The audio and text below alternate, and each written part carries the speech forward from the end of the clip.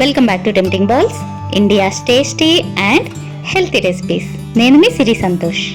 రాత్రిపూట అన్నం మిగిలిపోతే పడేయకుండా ఈ మిగిలిన అన్నంతో ఒక మంచి మిక్స్చర్ ఐటెం తయారు చేయబోతున్నాను. చాలా టేస్టీగా ఉంటుంది, చాలా రోజులు నిల్వ ఉంటుంది కూడా. ఈవినింగ్ స్నాక్ కింద పిల్లలు కూడా చాలా ఎంజాయ్ చేస్తారు. ఈ వీడియో చూసాక మీరు కొంచెం కూడా మిగిలిపోయిన రైస్ పడేయటానికి ఇష్టపడరు, అంత బాగుంటుంది ఈ స్నాక్. ఇక్కడ నేను ఓ కప్ మిగిలిపోయిన రైస్ తీసుకున్నాను. ఈ రైస్ ని ఓ ప్లేట్ లో వేసి విడివిడిగా బాగా స్ప్రెడ్ చేయండి.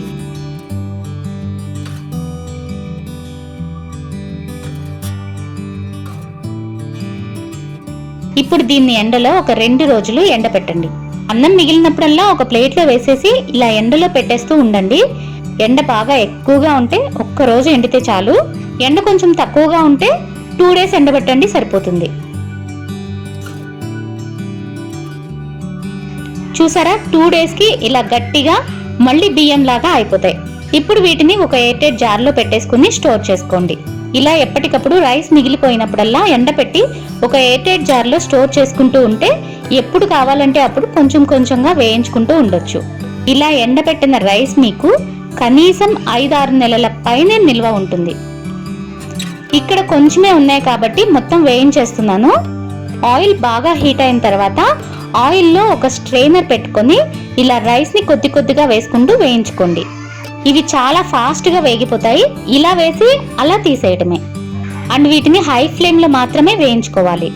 ఇలా స్ట్రెయినర్ పెట్టకుండా డైరెక్ట్ గా వేయిస్తే కొన్ని బ్రేక్ అయిపోయిన రైస్ కూడా ఉంటాయి కాబట్టి తీయడానికి కష్టం అవుతుంది. సో ఇలా స్ట్రెయినర్ తో అయితే మీకు తీయడానికి కూడా ఈజీగా ఉంటుంది. డీప్ ఫ్రైయా అని ఆలోచించకండి, ఇవి ఎక్కువ ఆయిల్ ని పీల్చుకోవు. ఇలా మొత్తం వేయించుకుని బౌల్లో వేసి పక్కన పెట్టుకోండి.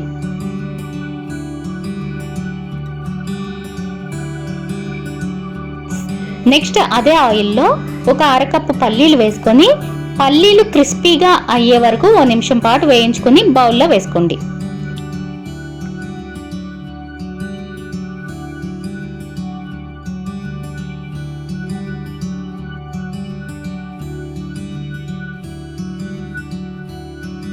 నెక్స్ట్ మరో 1/2 కప్పు వేయించిన శనగపప్పుని వేసి ఇవి కొద్దిగా వేగిన తర్వాత 4 రెమ్మల కరివేపాకును కూడా వేసి స్టవ్ ఆఫ్ చేసేయండి.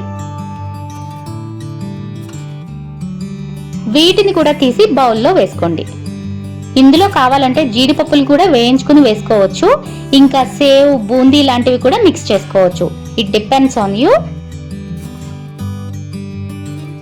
ఇప్పుడు ఈ మిక్స్చర్ లో 1 teaspoon salt, 1/2 teaspoon కారం వేసి బాగా మిక్స్ చేయండి. చల్లారిన తర్వాత ఒక ఎయిర్టైట్ జార్ లో స్టోర్ చేసుకుంటే ఇవి మీకు 1 వీక్ వరకు ఫ్రెష్ గానే ఉంటాయి. చూసారు కదా, అన్నం ఎప్పుడు వేస్ట్ చేయకుండా ఎండబెట్టి స్టోర్ చేసుకుని ఇలా టేస్టీగా మిక్స్చర్ చేసుకుంటే చాలా బాగుంటుంది. మీరు కూడా ఒకసారి ట్రై చేయండి. ట్రై చేసి ఈ రెసిపీ పైన మీ అభిప్రాయాన్ని కామెంట్ లో తెలియజేయండి. టెంప్టింగ్ బాల్స్ ని సబ్స్క్రైబ్ చేసుకోవడం మాత్రం మర్చిపోవద్దు. టెంప్టింగ్ బాల్స్ ని ఫేస్బుక్ అండ్ ఇన్స్టాగ్రామ్ లో కూడా ఫాలో అవుతూ ఉండండి. మరో కొత్త రెసిపీతో రేపు మార్నింగ్ 9:30కి మళ్ళీ కలుద్దాం. అంతవరకు ఈట్ హెల్దీ, స్టే హెల్దీ.